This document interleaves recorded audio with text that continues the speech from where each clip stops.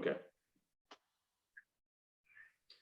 Hello and welcome to Your Health in Your Hands. I'm Dr. David Ajibade, Executive Director of the Brain and Body Foundation.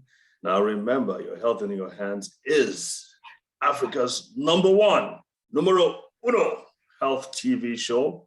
We were judged so by our peers and by a long, laborious process of selection and vetting and checking and looking at all the different programs, and they said that we were the best. I hope that's how it went, but I believe it was. So welcome. And I think it's because our goal is very laser focused on helping Nigerians and Africans understand the practical principles that help to guide health, things that they can take home and act upon. Because I mean, let's face it, a lot of people talk about health and, oh yeah, just exercise and eat good food, have a nice diet, sleep well. Those are just general ideas, general tips. And people think that when they've heard it so many times that they're actually doing them. And you and I know that they're not really doing them. But if you can have a specific thing to hold on to that you can go and apply with you, your spouse, your family, you can apply and you can see results, that makes a difference. That makes a huge difference. And a lot of you have written to us, a lot of you have called us to thank us for helping you change and improve your health. And that is what we are here for. So please keep those calls coming in, the texts coming in, the emails coming in, so we can continue to help you. And as always, our Friday clinics are open. They're free Friday clinics. We have been mandated, authorized, and deputized by the federal government of Nigeria to address a whole range of conditions, including brain disorders, sickle cell disease, autism, and we're doing it free of charge. Believe it or not, we've been doing this now for about 5-6 years. You come to our Friday clinics, no questions asked, you get whatever we can give you that will help. And as you have seen on our website, we have lots and lots and lots of testimonials. Sickle cell disease, obviously, is number one because Nigeria is number one in the world, and we have to get a handle of that, or on that, excuse me. Now, with that said, sickle cell disease is also a cardiovascular issue. We always think about it as just a blood disorder, but it's also it affects the heart and the blood vessels. And because the heart and blood vessels are the number one cardiovascular disease, is the number one killer in the world, it's so important that we also address cardiovascular disease. So if you were on the show last week, we're having her back on today, and we will be introducing her. For those who have not met her before, we'll be introducing her shortly after the break. So stay tuned, call your friends and family, and be back on in a few minutes. All right. You should clap now. Oh, the clap for me. That this is don't think that's this. Clap. Yeah. So go easy now. Guys, clap. Okay, thank you, my brother, better person. Go easy now. Not easy to do this thing from afar. I mean, many people can do this thing consistently from afar like that. Okay. Well, it wasn't taught in medical school. Yeah. What? They did not teach you this one in medical school. They didn't teach us. They didn't teach us, so we had to learn the hard way, my sister. The hard way. Okay. I see, guy, I'm going to sack you. Why is your phone talking again? Okay, I'm ready. All right. Okay. All right, welcome back, folks. With me on the show is Dr. Moni Adanijo, who is the Chief Medical Director and co-founder of Naveen Healthcare, based in Lagos. Thank you. Welcome to the show, Doc.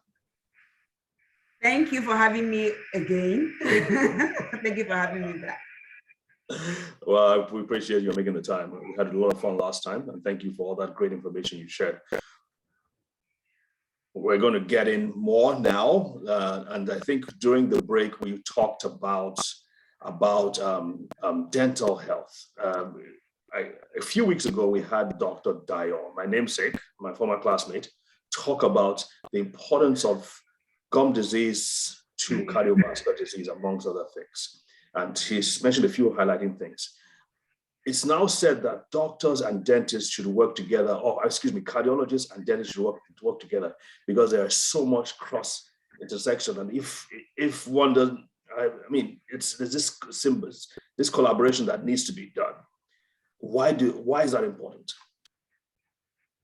Okay, so it's really interesting to note that, people that have chronic gum disease can actually get heart disease as well, as well as people that have gum or tooth infections. Now, how does it work? Now, when you have chronic gum disease, okay, you have inflammation in your body. And when you have inflammation in your body reacts to inflammation in the same way, whether it's in the mouth or it's in the gut or wherever. And it also causes inflammation in the lining of your, of your blood vessels. Now, this inflammation can cause narrowing of the blood vessels. It can cause atherosclerosis. Blood clots can form. You can get a stroke just because your teeth are not healthy. Another thing that can happen is when you have a gum infection or a tooth infection, and you have a defective heart valve, or there's some defects in your heart. Now that infection can enter your blood and then go and infect your heart, and you get something called endocarditis, which can be life-threatening. Okay, so it's really important that we get our teeth checked. And it's also interesting to note that many people who are diabetic were first diagnosed in the dental chair. So you come, you have this horrible dental abscess and all that, and they take your sugar, boom, it's 300, it's 200, it's high. So many have been referred to an endocrinologist or to a cardiologist from the dental chair. So yes, we actually do need to work together. Honestly, I tell people the body shouldn't be divided into specialties. Everything affects everything. Yeah. So sometimes, it's difficult when you work in silos. It's one patient, but is doing her thing. The ophthalmologist is doing his thing. The ear, nose, and throat doctor is doing their thing. The cardiologist is somewhere else doing something else. And not knowing that it's one underlying problem that is causing all these issues. So we really need to work together, as healthcare professionals. Yeah, that was an extra. Well, good luck there.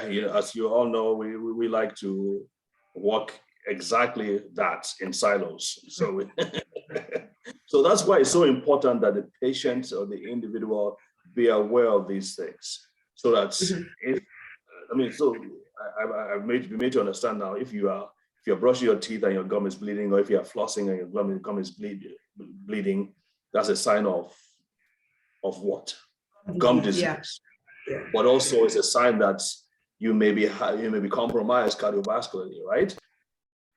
Yeah, so you need to get that checked out. Right. So it's very important you do that. And especially if you're having trouble, maybe you're taking blood sugar medication, or you're taking hypertension medication, and it's not controlling, and the doctor keeps on having to pile on the pills, it may be that something is compromising the ability of those drugs to work properly. And therefore, so if you now think about your teeth and all that, that may be part of the problem that people need to look at. So people need to really understand this. Of course, as you mentioned in the last program, on the last show last week, that if you're having belly fat, a lot of belly fat, it may make the drugs not work as well. So, or if you're sitting for too long, and I think we want to talk about that. Let's talk about that, by the way. Let's talk about sitting. Well, sitting for too long, and we'll circle back to dentition. Okay, so it's really interesting because our bodies were not made to stay in one place. Now, our ancestors were hunter-gatherers. They used to wake up in the morning, go to the bush, shoot animals, go and farm and things like that. Now with modernization, we've become rich, we've become a bit more modern. We don't walk about anymore. All we do is sit in one place. So the typical life of a typical person, he or she wakes up in the morning, drives to work, gets to work, takes the elevator, to their office. They stay on their chair all day, even they have lunch at their desk, and then they close in the evening. Sometimes they go for happy hour. They're still seated, and then they drive home, and they get home, they're so tired. All they do is watch their favorite TV show, watch football, eat dinner, and go and sleep. So this person has been sitting all day. And even now with, with the pandemic and everybody's working from home, people don't even leave their houses anymore. So people work from their beds, literally, because all they do is go to the bathroom, go to the kitchen, and they're back on their desk. So now studies have shown that if the longer you sit, the more at risk you are of having heart disease. Now, an interesting thing is people think, oh, when you do your 45 minutes exercise in the morning, that should be enough. That's not correct, because your 45 minutes walk in the morning does not protect you 100% from heart disease. So if you walk in the 24-hour day, you only walk for 45 minutes. So the rest of your 23 hours and 15 minutes, you're sitting down, you're still at risk of heart disease. So how do you do this? So we're advised that every 2 hours, you get up and walk around for at least 10 minutes. Then you go back to your seat. So how can you do this? You can take meetings standing up. You can buy a standing desk. If you work from home, you can buy a standing desk. If you're having Zoom meetings, for example, you can actually stand and have your meetings. You don't have to sit down. You can park far in the parking lot such that you have to walk a distance, to the office. Take the stairs, not the elevator. If you want to go and get something from your colleague in the other room, don't send an email. Actually walk, to your colleague's office and have a conversation with him. Just keep moving as much as you can. Just don't sit down all day. That could predispose to having cardiovascular disease. That is so interesting. Is it because of the positioning? I mean, would the same effects be seen if you were, let's say, lying down or on a lounge chair? Or is it because of the way the office chairs are angled that's making it so dangerous? Or is it just not being sedentary at all? It's because you're being sedentary. It's because you're not moving your body. Okay, it's because you're not moving your body. Sedentary. Okay, yeah. Because you're not moving your body. It's because you're, so whether you're lying down, sitting down, reclining, sitting erect, as long as you're not moving around, then you're at risk of developing heart disease. That is crazy. That is crazy. I mean, I've been told too that it's like when the blood begins to pool around when you sit down for so long, around that hip, this pelvis area, the blood begins to pool and then sets up some metabolic chain reactions that change the consistency of the blood or raise inflammatory cytokines you even have problems because if you sit in one place, your blood is not circulating properly, the blood pools around your legs, you start having leg swelling, joint problems, back issues. There's so many problems with when you sit in one place. Your heart doesn't really pump properly. The heart also needs to be exercised. When you don't stress your heart, quote unquote, it's always like, okay, so now we're beating, I don't really have to do much, and it goes out of shape, but when you walk around, your heart beats faster. And then when you walk around, your body, releases all kinds of hormones that dilate your arteries, nitric oxide and things like that.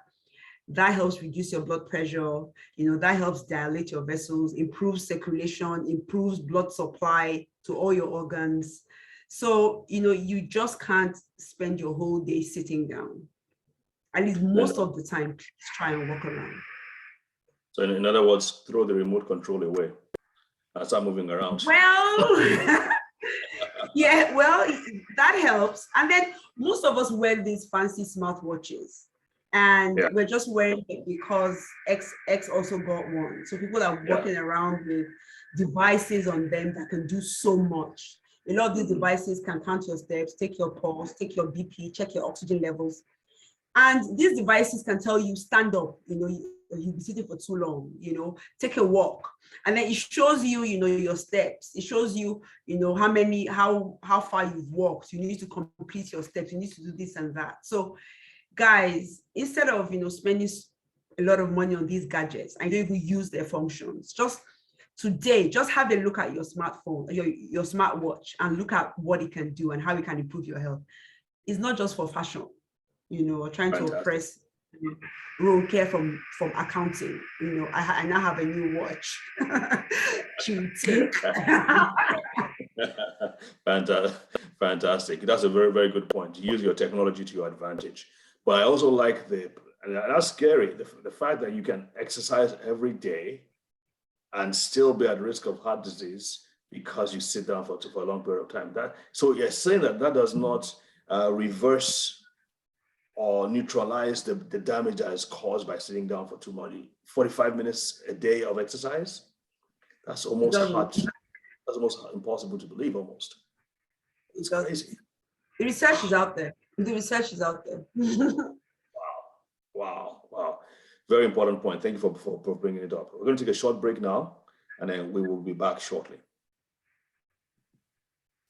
Yeah, awesome. But vitamin D is very important, though. You have to, the fact that people are abusing supplements does not mean that that supplements are not important too. No. So all my patients are on vitamin D, they're on vitamin B. Many are also on vitamin C.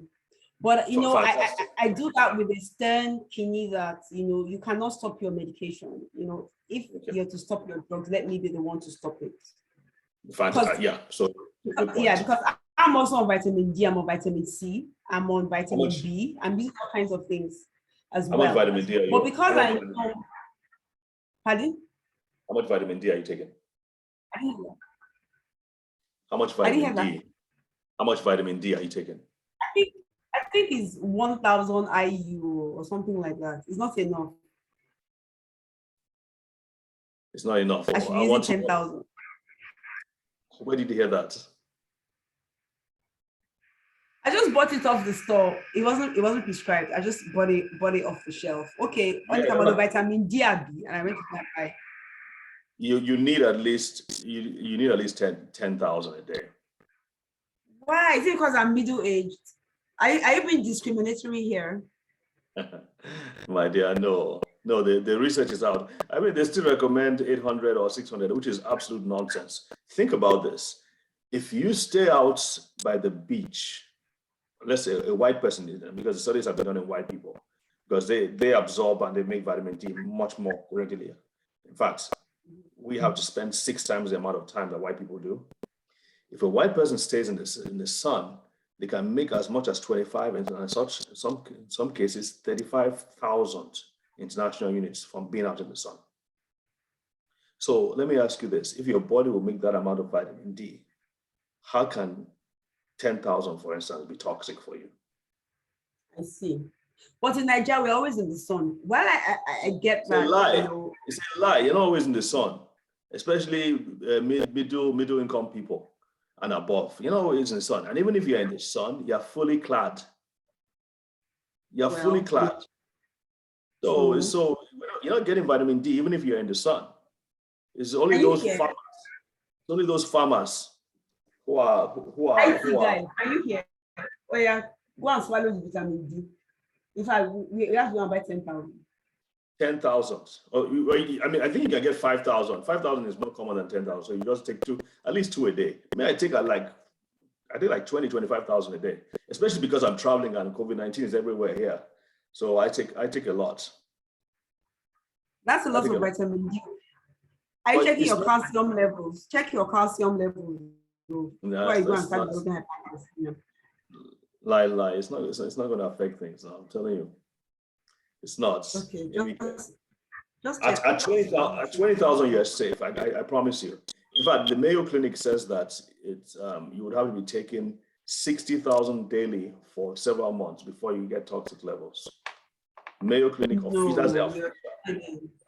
After this, go to Mayo Clinic site and you see what I'm talking about. Because I have a whole tub of 1,000. Maybe I can load 10 tablets. Because me only do know. Imagine, just put. It costs a lot of money. Because it's now how much is it now? It's like 5,000 per month now. 5,000, 10,000 naira per month. You know I spend naira. I don't spend USD. And you know how bad naira is. So that's what I'm saying. It's 5,000 naira. It's like 5,000 naira now. Could you do 5,000 naira for a month supply? 5,000 naira for one medicine. And I'm taking evening primrose. I'm taking vitamin C 1000. I'm taking vitamin B. I'm taking we are taking zinc 100 milligrams. Guy, you have to be coming down. Let's get on with it. Yeah, what's next? Supplements, not about. We'll talk about some supplements. Okay. I mean? Yeah. But that's your forte, Sha. But I'll just give my opinion about how people shouldn't first of all substitute for that. I think that's really important, and then tell your story. I think that's really important, and tell your story. And they should do it. They should do it under a doctor's guidance. They can't just be swallowing supplements because somebody said, monks in Japan used it and they became young again after 2 weeks or something. There are always some weird stories about some people in the mountains of Mongolia or something that swallowed one thing. Anyway. It's okay. All right. Well, all right, folks, welcome back. I'm here with Dr. Monisola Adanijo, powerful name, of the Naveen Healthcare. She is the co-founder and chief medical director. Doc, let's talk about supplementation. Of course, I'm pretty big on supplements. That's all we use in our foundation. We don't use medication at all. We use supplements. And of course, we know that supplements have a key role where cardiovascular health is concerned. However, one should not be substituted for the other. They're meant to be, as the word is, supplements. Let's talk about how the two can work together to optimize health among patients.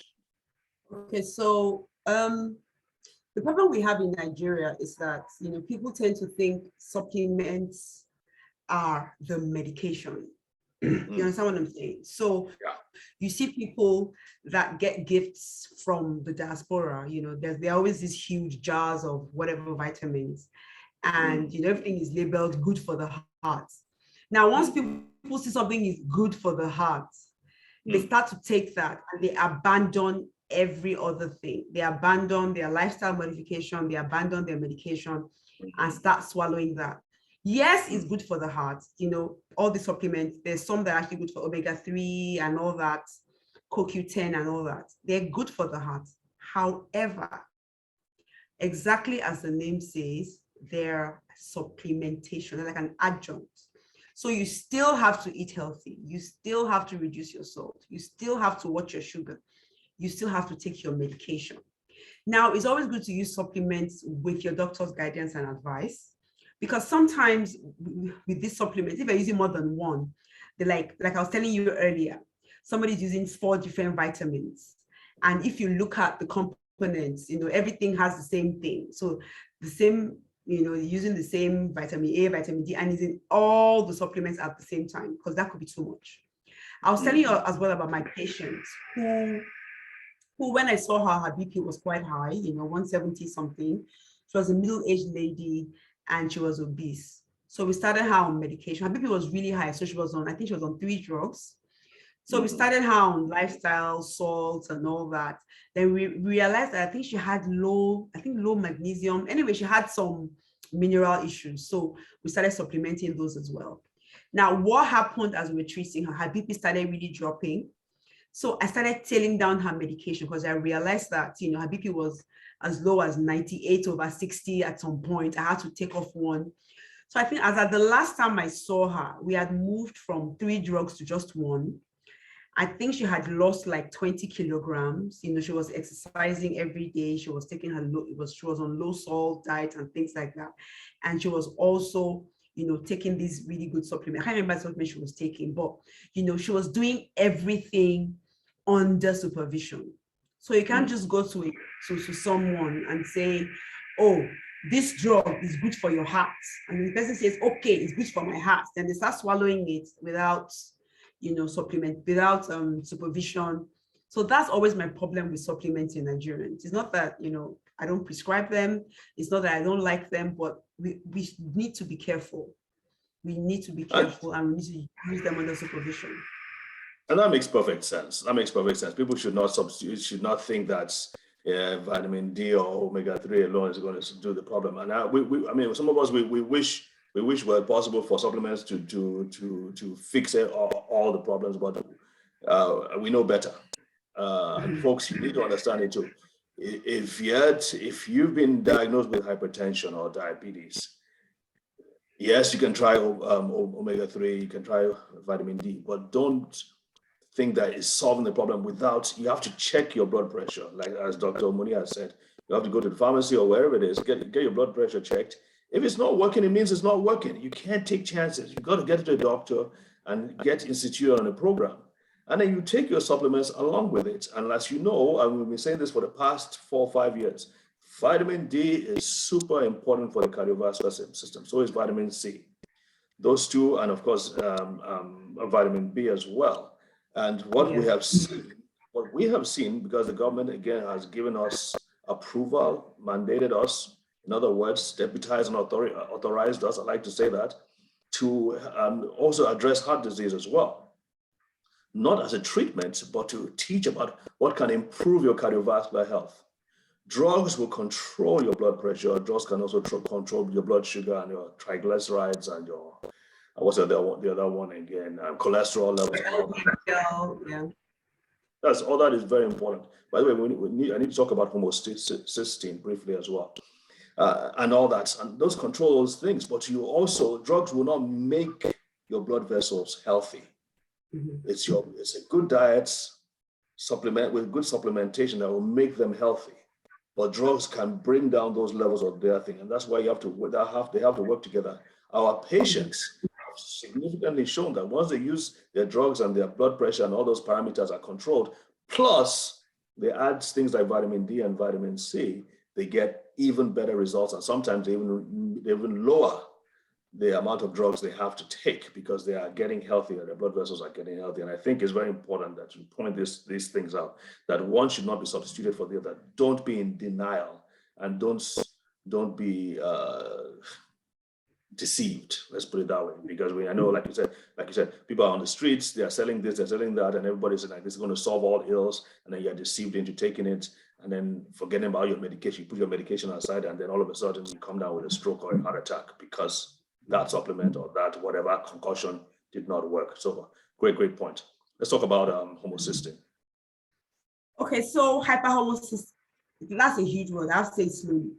Hyperhomocysteinemia means too much it means too much homocysteine in your blood, and that can actually predispose to heart disease as well. It can predispose to strokes. Mm-hmm. And vitamin B helps to break down homocysteine. So B12? That is why. Isn't it B12 or is it just B12? I can't remember which one. Is it B12 or folate? I can't really remember. I really need to check that. Yeah, you're right. It's one of the two. Yeah, I think it's B12. I can't remember, but vitamin. But if you're taking your B complex, everything is there, so that's fine. That's why I'm taking B complex, by the way, to break down homocysteine. Fantastic. Fantastic. And I think it breaks it down to form melatonin, which helps you sleep better at night. Am I correct? You're the one who was paying attention in medical school. I mean, I don't. So anyway, hyperhomocysteinemia is not good for your cardiovascular system. So when you take vitamin B, it breaks down homocysteine and it also protects your heart. So yeah. So that's something that we don't really hear about. I certainly didn't hear about in medical school. How did this become a thing? How did homocysteine become a thing? And just tell us a little bit more about it. It's classified under the new risk factors for heart disease. It's called one of the novel risk factors of heart disease. It comes under, it's been talked about with chronic inflammation, H. pylori infection, chronic chlamydia infection, and things like that. Wow. So yeah. H. pylori infection can predispose you to having heart disease because it's chronic infection and chronic inflammation, just like the gum disease we talked about. So anything that causes inflammation in your body can predispose you to heart disease. So what makes homocysteine levels rise? You mentioned vitamin B deficiency. Are there any foods any lifestyles that make vitamin homocysteine levels rise? Well, basically, I'm not really sure about that, but I know that definitely, when you're not eating properly, all these things happen to you. When you're eating a lot of sugar, a lot of dairy, a lot of processed foods, a lot of your hormones go out of whack. So, and taking your vegetables, taking your supplements, all that can control that. So okay, yeah. so let's talk about salts. And apparently with we Black people, let me say Africans, but we Black people, we tend not to, this is what we're taught, so we tend not to be able to handle salt as well as Oyimbos do. So tell us about that. Okay, so we have what is called salt-dependent hypertension, meaning that we hold on to salt. We don't excrete salt well as Black people. And so that's why many times when we reduce salt levels, our BP goes down. And when we take drugs that help us eliminate salt, called diuretics, it helps us reduce our blood pressure as well. Because anywhere salt goes, water follows. And when you have a lot of salt and water in your system, then your blood pressure goes up.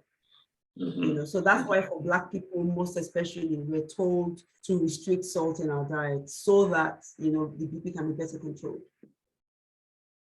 Okay, very important. So basically, don't add more salt to your meals. I don't know how you can live without salt, but that's an important thing. But I think on those condiments too, we kind of like forget about the salt levels and things like Maggi and Knorr and those other things that can further increase the salt level. So people have to be aware of that. Sugar too, the hidden sugar, what people don't realize as much is that things like pounded yam, eba, but not gari, for interestingly enough, but eba and all these other solids, they may not be sweet in the sugary sense of the word, but once they're taken into the body very quickly converts them into sugar, and therefore raises the blood sugar levels, and therefore raises insulin levels, and it's a constant battle with your pancreas trying to bring your blood sugar levels down. For the next meal, you take another meal of eba. Especially pounded yam. Especially pounded yam. Why do you have to pick on pounded yam? No, because hold on now. When you boil yam, right, and you eat it in the boiled state, it still has the fiber in it, right? So when you go ahead and pound it, you've broken down all the fiber. So it's like partly digested. When you now eat pounded yam, because it's partly digested, it converts to sugar really quickly and it shoots your blood sugar up. So you're saying cooked yam will not have the same effect? As pounded, no, it doesn't. Interesting, because interesting. I gotta tell you, it's a hard pill to take. It's a hard pill to take for us Ekiti people to tell us not to take pounded yam. But I hear what you're saying. Maybe what we can do is compromises to reduce your portion, maybe instead of reduce your portion. Exactly. Reduce the portions and reduce the frequency. So don't take it 3 times a day, especially if you're diabetic. Please, thank you. Yes. So you can take pounded yam maybe every Sunday so that you remember your roots. A small quantity, not that you eat it 3 times a day, 7 days a week. Okay, one more thing, because I just wrote this note here, I wanted to bring it out. Vitamin K2, I want to emphasize that. We now know that K2, we've heard about K1, which is for clotting, but vitamin K2, which goes with vitamin D3, what K2 does is that it takes away calcium from the blood and from the tissues, where many times it's deposited, and it extracts that and puts it into the bones where it should be. So I always recommend that if people are taking a lot of vitamin D3, they should take K2 as well, because D3 removes, helps you absorb calcium and put it in the bloodstream. K2 takes the calcium from the bloodstream and pushes it into the bones. So people who are suffering from osteoporosis, although that's not as common in Black women as it is in white women especially, K2 and D3 and magnesium could significantly help in that case if you're taking the right amount. So it's another very important point. We found that K2 also helps with atherosclerosis as well, but never without the medication. You need to start with the medication and then add the supplementation to it. Did I get that right? Yes, sir. Thank you, Ma. I appreciate it. All right, final words. All right, final words. Final words. We need to take care of our hearts. Okay, we can't keep living in, I say this all the time, we can't keep living in denial of heart disease. Yeah. It's still the #1 killer of everyone worldwide, men and women. And 80% of cardiovascular deaths can be prevented by early detection, early treatment, lifestyle changes. So it is really, really important that we pay attention to our heart health. Don't wait until your heart, and then heart disease doesn't give you any kind of warning many times. For many people, the first symptom may be your first heart attack and you die. The first symptom may be the stroke you have in your sleep and then you don't wake up. The first symptom could be when you're giving a talk. We've had so many, instances of people having meetings and they, fall over, collapse and die. People have been dancing at parties, fall over, collapse and die. People have been, so it's really important to know your cardiovascular status, know your numbers, not your house address, not your phone number, your vital numbers for life, your BMI, body mass index, of course, your blood sugar, your blood pressure, your blood cholesterol, okay? And the numbers should be at least 6 months old. So in other words, they should check out this, everybody should be checking us every 6 months at least, okay? At least your blood pressure, because blood pressure is the easiest to check and your BMI is the easiest to check. So your blood sugar and your cholesterol may be every year, but your blood pressure, you can walk into any place and get your blood pressure done. Right, very true. Yeah. Thank you so much, Dr. Adani. You're welcome. Really appreciate it and wish you all the very best in your work to improve healthcare and health among Nigerians. And I know you're doing a lot of stuff in different parts of the country, like Akwa Ibom and the East and all that. So really, really appreciate it. We hope we can stay in touch so that you can continue to share your wisdom with our fellow Nigerians. Yeah, that would be good. That would be nice. Awesome. Well, folks, thank you again for joining us. You remember, this is where to get the best information when it comes to healthcare. We are #1 in the world, in Africa. I like to say that a lot. I think we work for it. So thank you for your support through the years, and see you next week. God bless and bye.